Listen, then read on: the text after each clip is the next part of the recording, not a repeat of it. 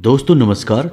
कन्या राशि वाले मेरे मित्रों, हो जाइए तैयार क्योंकि अब स्वयं हनुमान जी आ गए हैं आपकी हर एक समस्या का अंत करने के लिए। जी हाँ दोस्तों, यह वीडियो आपके लिए बहुत खास है। बहुत मेहनत के बाद, बहुत अध्ययन के बाद आपके लिए यह वीडियो बनाया जा रहा है। तो इस वीडियो का एक एक भाग आपके लिए बहुत आवश्यक है। आप एक बार हमारे कहने से इस वीडियो को शुरू से लेकर अंत तक देख लें, क्योंकि इस वीडियो में हमने आपको हनुमान जी से जुड़ा एक ऐसा शक्तिशाली उपाय बताया है जो मात्र 11 दिनों में आपकी कोई भी इच्छा पूरी कर सकता है।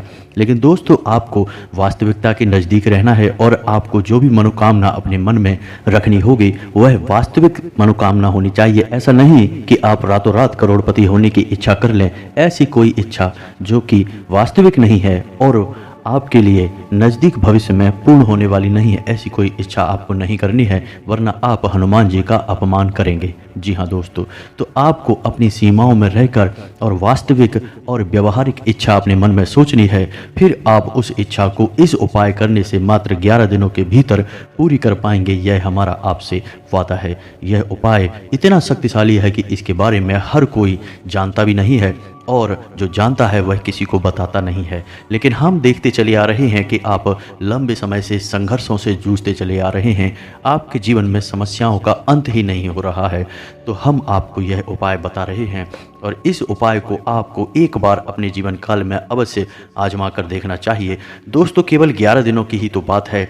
आप सच्चे मन से अपने मन में हनुमान जी के लिए सच्चा भाव रखते हुए इस उपाय को एक बार करके अवश्य देखें। निश्चय ही आपको फल प्राप्त होंगे। जी हाँ दोस्तों, हम देख रहे हैं कि आप लंबे समय से अपनी समस्याओं से जूझते चले आ रहे हैं और इन सब समस्याओं के केंद्र में रुपए पैसे को लेकर समस्या है। जी हाँ दोस्तों, हर समस्या का मूल रुपए पैसे की दिक्कत ही है। जी हाँ दोस्तों, तो अब आपकी कोई भी समस्या, कैसी भी समस्या क्यों ना हो, दूर हो जाएगी और हनुमान जी का आशीर्वाद आपके साथ जीवन भर रहने वाला है। जी हाँ दोस्तों, तो बने रहिए वीडियो में हमारे साथ। वीडियो का एक एक भाग आपके लिए बेहद आवश्यक है।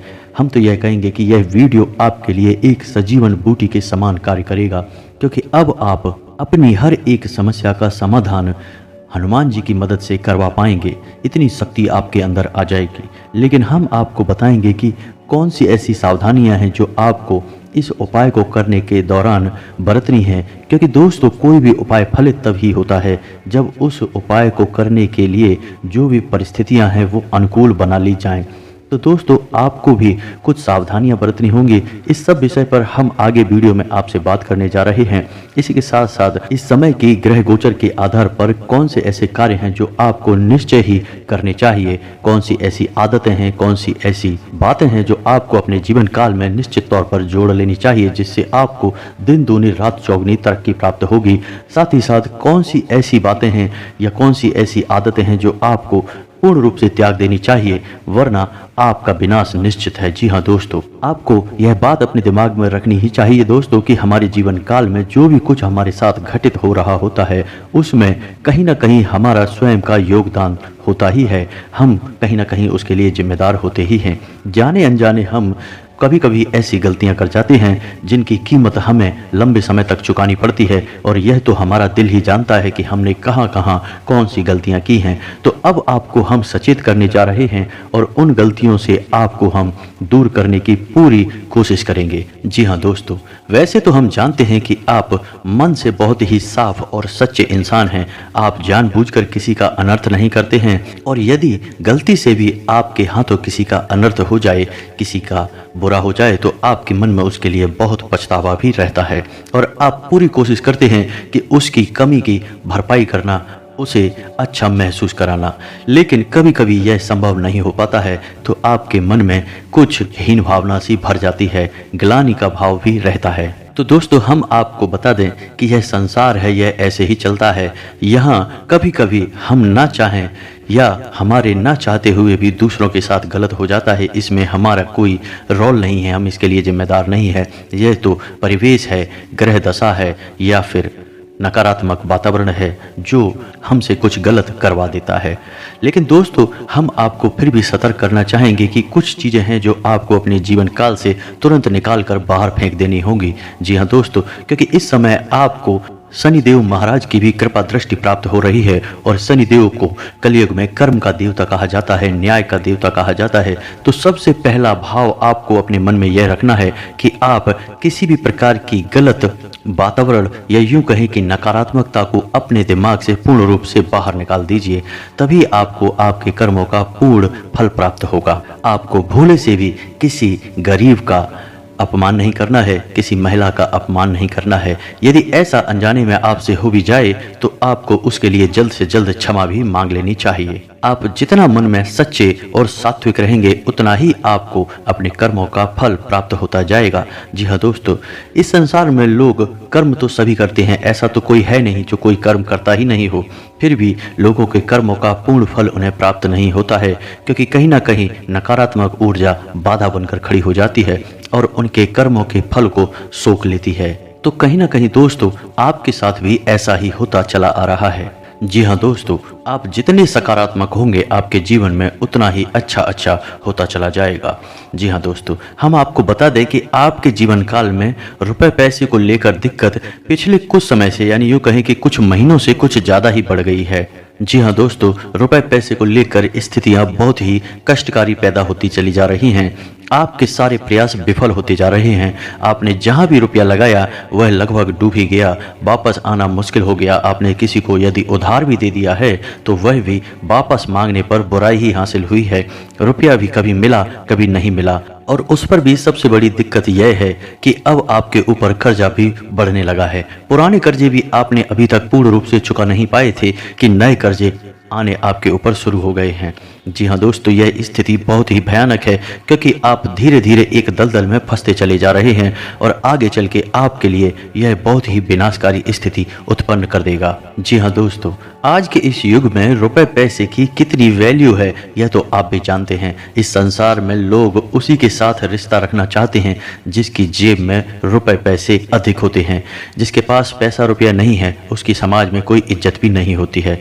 तो आपके साथ भी अब ऐसा घटित होने लगा है कि आपकी भी रुपए पैसे को लेकर हालत खराब होती चली जा रही है, और लंबे समय तक यह स्थिति ना बनी रहे इसलिए आपको अपने जीवन में अब कुछ बड़े कदम उठाने की आवश्यकता रहेगी। और सबसे पहला कदम आपके लिए यह रहेगा कि आपको ऐसे लोगों को अपने जीवन काल से निकाल कर बाहर कर देना होगा जो लोग आपकी सफलता के बाधक बनते हैं। जी हाँ दोस्तों, हमारा मतलब यह है कि ऐसे लोग जो झूठे हैं, मक्कार हैं और आपके साथ केवल अपने मतलब सिद्ध करने के लिए जुड़े हैं। जी हाँ दोस्तों, शायद आप भावनाओं में बहकर ऐसे लोगों को पहचान नहीं पा रहे हैं और ऐसे लोग आपका लगातार शोषण करते चले जा रहे हैं। किसी न किसी रिश्ते या नाते में आपको भावुक बनाकर आपके सभी संसाधनों को चूसते चले जा रहे हैं। आपकी धन दौलत, आपके साधनों का भरपूर उपयोग किया जा रहा है। तो ऐसे मतलबी और बेकार के लोगों को आपको अपने जीवन काल से तुरंत निकाल कर बाहर कर देना होगा, तभी आप अपने कार्यों पर पूर्ण रूप से ध्यान केंद्रित कर पाएंगे। आपका मन भटकेगा नहीं, क्योंकि दोस्तों हम आपको बता दें कि आपके जीवन में बहुत ही दर्दनाक घटनाएं घटी हुई हैं।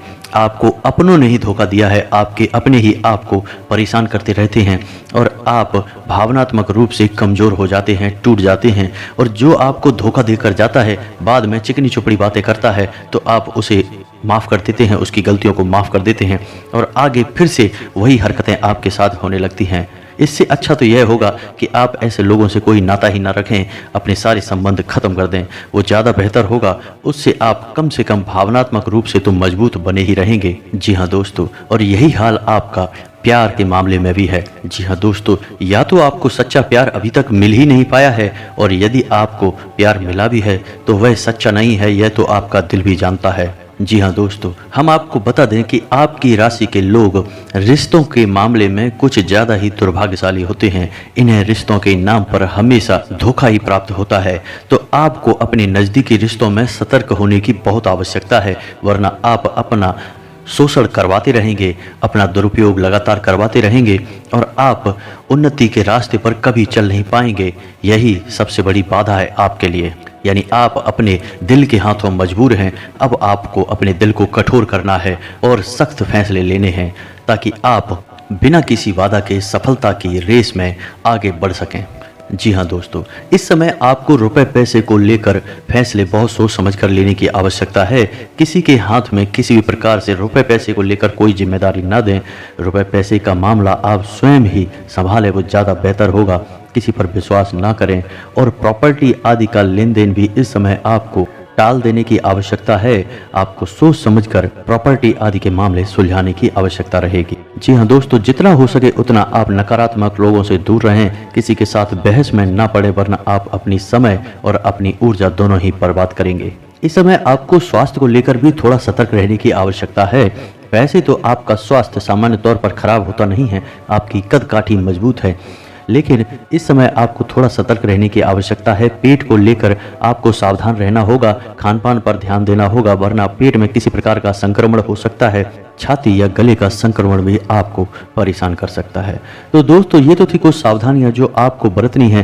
अब हम आपको बताने जा रहे हैं कि वह महाशक्तिशाली 11 दिवसीय हनुमान जी का उपाय कौन सा है जो आपको करना है और आपकी हर एक इच्छा मनोकामना पूर्ण होगी। लेकिन हम आपको पहले ही बता चुके हैं कि आपकी इच्छा व्यवहारिक होनी चाहिए। वास्तविकता की जितनी नज़दीक होगी उतनी ही जल्दी आपकी इच्छा पूरी होगी।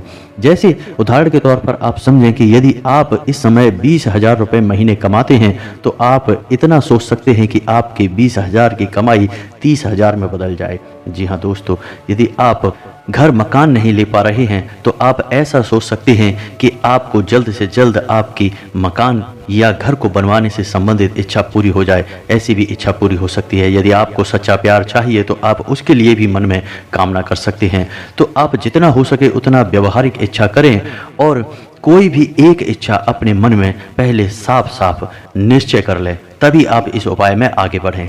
जैसा कि हम आपको बता चुके हैं कि इस उपाय से आपकी एक इच्छा पूरी होगी, तो पहले आपको कोई भी एक इच्छा निश्चित करनी होगी, उसके बाद ही इस संकल्प को करना है। और यह 11 दिवसीय संकल्प आपकी हर एक इच्छा को पूर्ण करने का दम रखता है। तो आपको अपनी इच्छा निश्चित करने के बाद अब क्या करना है, यह ध्यान से सुने।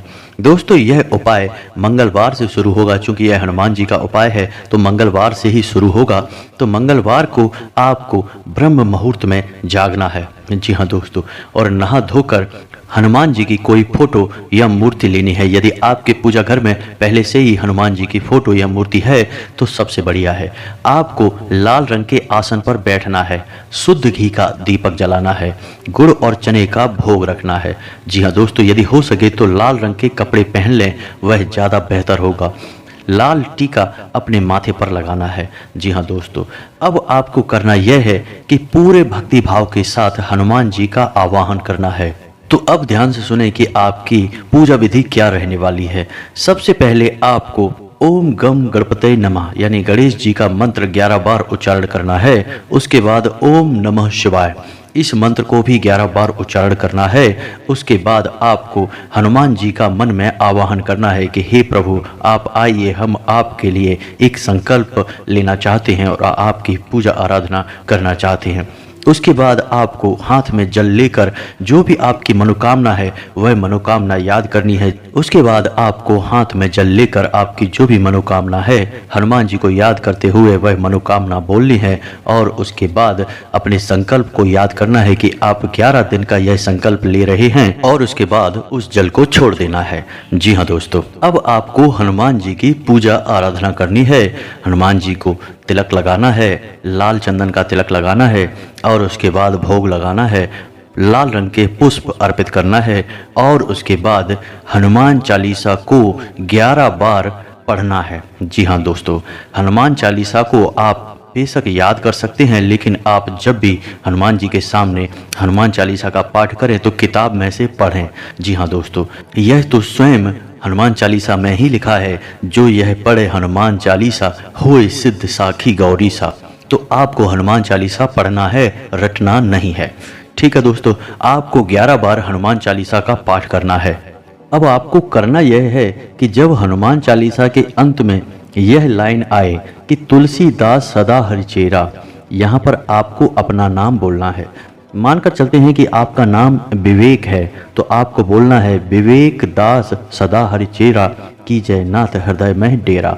जी हाँ दोस्तों, 11 बार आपको हनुमान चालीसा का पाठ करना है और उसके बाद आपको यह सावधानी रखनी है कि आपको बोलना है अपना नाम, फिर दास लगाकर सदा हरिचेरा कीजय नाथ हृदय मह डेरा। इस तरह हनुमान चालीसा का अंत करना है।